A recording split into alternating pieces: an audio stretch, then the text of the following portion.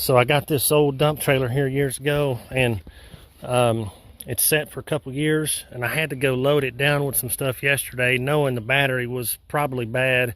So I was prepared to either unload it by hand or to dump it out. And but the battery, I've tried charging it overnight again, and no luck. She's dead, and so I'm gonna replace it with another battery.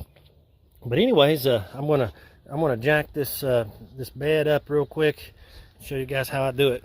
Somebody once told me years ago, they said, Adam, what would you do without bungee cords, man? You use more bungee cords than anybody I've ever seen in my life. There's one right here.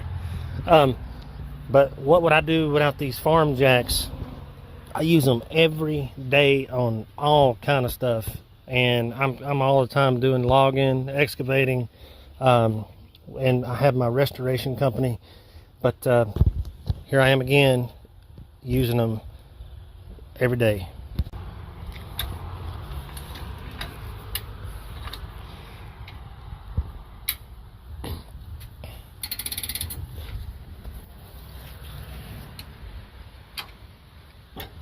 Just a little bit at a time.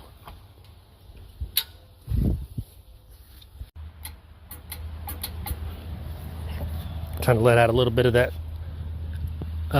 hydraulic pressure into the cylinder. Another way too, I mean, you can hook a battery cable, I'm sorry, a jumper cable up to your battery here and raise your hydraulics. But I'm going to do it this way right now.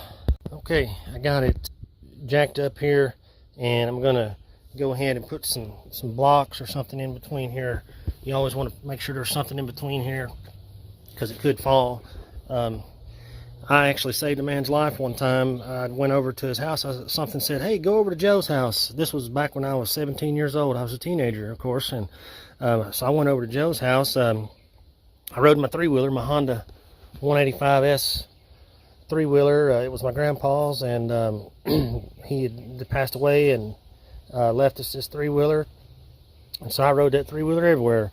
And I rode down the road to Joe's house, and I went over there. It's like, hey Joe, what you doing? And he was under his car working on his race car, and I wasn't there, guys, 30 seconds. And I was just standing there talking to him as he's working on his car, and I was probably 10 feet away. All of a sudden his car just started shaking, rocking back and forth, and I grabbed his legs as quick as I could, guys, and I jerked his big old butt out of there. He was a stout man. He was very strong, and he was very heavy. I jerked him out. Just that adrenaline rush came over me, and bam, that car hit the ground within a split second of me pulling him out. And so I just want y'all to know to always be careful, and I need to too, because I don't have anybody coming over to help me right now. So if you're doing this alone, put some blocks under it.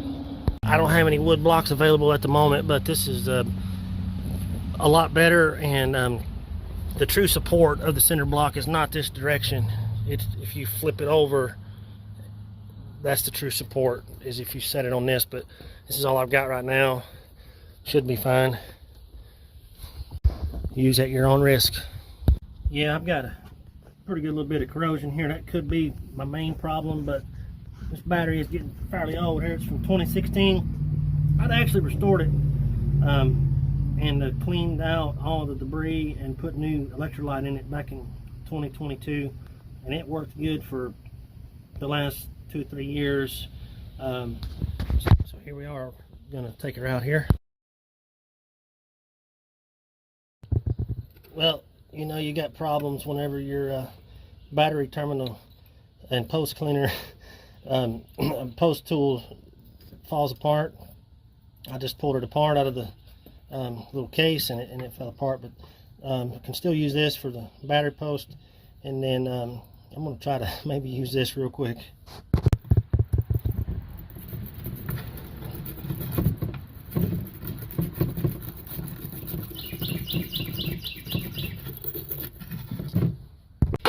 I'm gonna spray the cables and connections down real quick with this stuff here, this NOCO battery cleaner acid detector.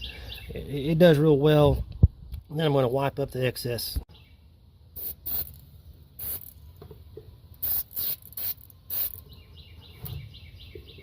Let's let that sit for a minute.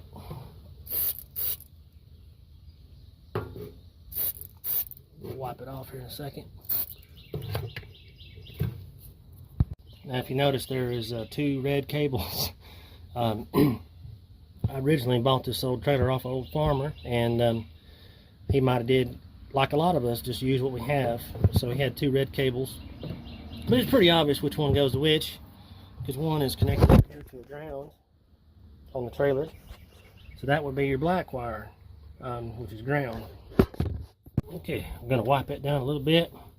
It's best to wear gloves. This stuff likes to stay with you. Clean that up a little bit.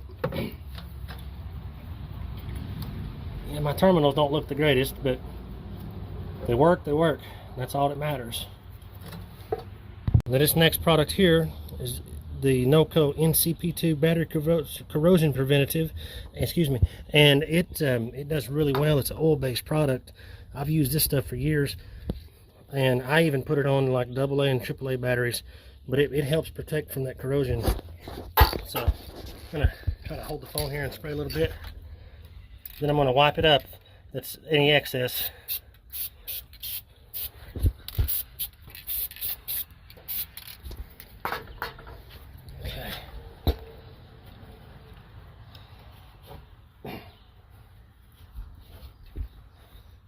We'll spray this on my terminals here as well. I don't really like to get this stuff everywhere, so I'll usually put a rag down. If you can see me there. I'm just going to spray it all over it.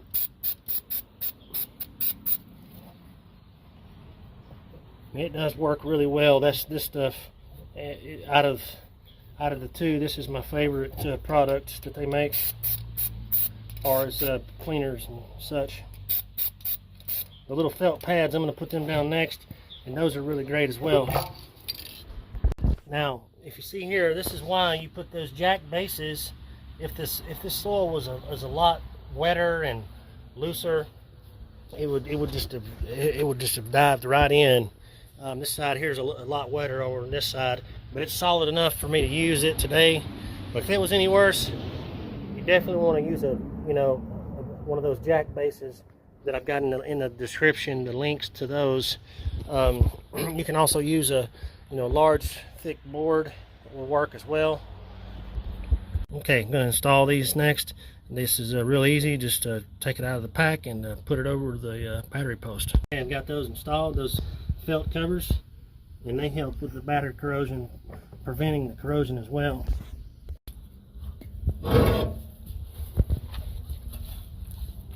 Looks like we might be back in business here.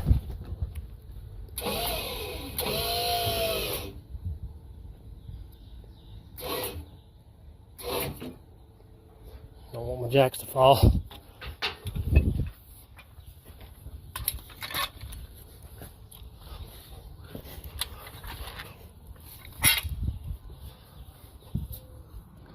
Okay, awesome. Looks like we got it to working standards again. And I'm going to lower her back down.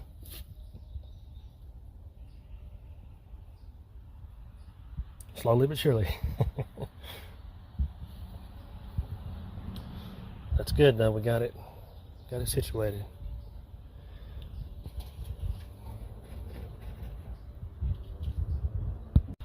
Thanks again for watching, everybody. Y'all have a good day.